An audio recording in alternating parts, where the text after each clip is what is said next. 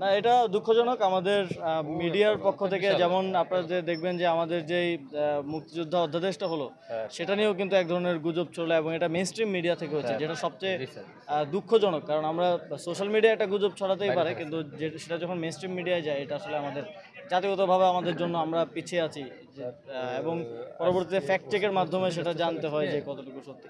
তো এখানে অনেকেই রাজনৈতিক উদ্দেশ্যপ্রণোদিতভাবে এটা করে থাকেন এবং আপনারা দেখেছেন যে আমার পরিবারের মানহানি করা হয়েছে, একটা ভুয়া চাঁদপুরের একটা ঘটনাকে আমার বাড়ির ঘটনা বলে চালিয়ে দেওয়া হয়েছে এবং আমার বাবার মানহানি করা হয়েছে সেখানে।